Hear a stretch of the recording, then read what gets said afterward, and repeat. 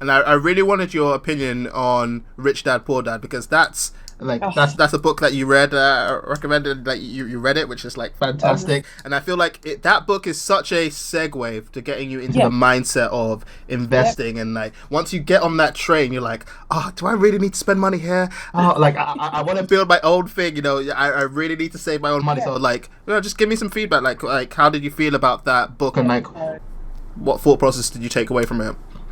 That book I would recommend to anyone, not even just to anyone who wants to just be money smart. I feel like that book it changes your mind and it just makes you realize, do you know what, maybe I do need to start being smart. And what I like about the book as well, because some people, they're like, oh yeah, be smart with your money or make more money, but they don't actually tell you how or what to do it. They just sort of know.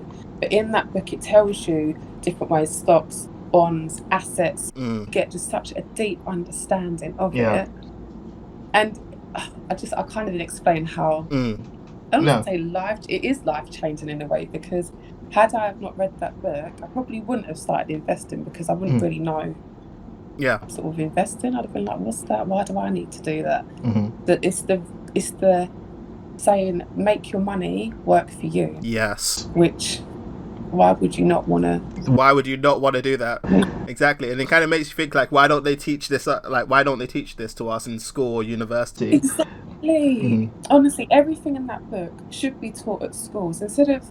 And you know what, it's the rat race part. I am so bored and tired of waking up at 6 a.m, be done by a certain time, to be told to do this, do that. I don't want any part of the rat race anymore. I'm done. So if I can put some money into some stocks, make that work for me, and then buy the things that I would like from the money that was made not by me working, I'm there. Yeah, 100%. I can't emphasize how much everyone needs to read this book. Like, it should be in the curriculum at school, at least.